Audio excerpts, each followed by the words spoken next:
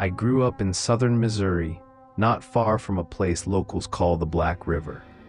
It's a slow, winding stretch of water that cuts through farmland and dense forest. By day, it looks harmless enough, dark but calm, with fishermen and families sometimes setting up camp along the banks. But the old folks in town always said you don't go near it after sundown. I thought it was just another backwoods superstition, the kind you hear in every small town. But one summer night, I found out why the warnings were real. It was late July, and the heat was suffocating, even after dark. My friends and I were 17, restless, and looking for something to do. Someone suggested driving down to the Black River for a midnight swim. I wasn't thrilled about the idea, but I didn't want to be the one to chicken out. We parked at the end of a dirt road and walked through the trees until we reached the riverbank. The water looked like ink under the moonlight, barely rippling, silent. The kind of silence that presses against your ears until you can hear your own blood pumping. "Come on," my buddy Kyle said, already kicking off his shoes. "Don't be scared of a little water." One by one, we slipped into the river. It was shockingly cold, colder than it had any right to be in the middle of July. I swam out a few feet before realizing I couldn't see my own hands in the water. No reflection, no shimmer, just black. At first, it was fun. We splashed, laughed, tried to spook each other with stories about water spirits and drowned ghosts. But the longer I stayed in, the heavier my chest felt. Like the water wasn't just cold, it was thick, dragging at my legs, pulling me down. Then I noticed the smell. Rot.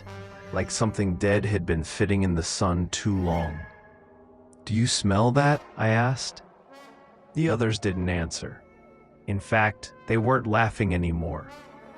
When I turned toward them, I realized everyone had gone quiet, just treading water, staring at the center of the river. At first, I thought it was a log drifting downstream, but the longer I looked, the clearer it became. It was a shape, human-shaped, just barely above the surface, moving against the current. "Okay, who's messing around?" Kyle muttered, but I could hear the fear in his voice. The thing in the water drifted closer.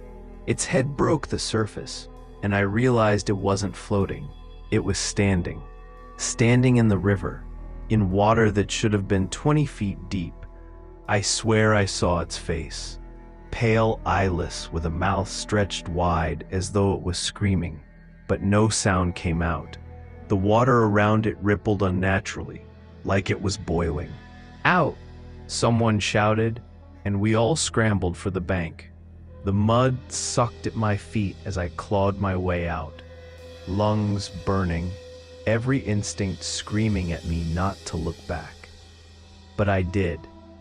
The figure was closer to shore now, and it wasn't standing anymore.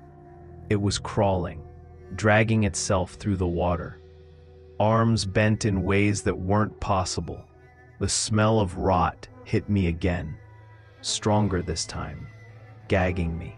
We bolted for the car, dripping wet, covered in mud and leaves. Kyle fumbled with the keys, cursing, while I kept my eyes on the tree line. I swear I saw it step out of the river, just for a second, its skin glistening, dark water streaming off its body. Then the headlights flicked on, and it was gone. We didn't say a word on the drive back. We just sat there, shivering in silence. The next morning, when I woke up, my front porch was wet. Not from rain. It hadn't rained in weeks.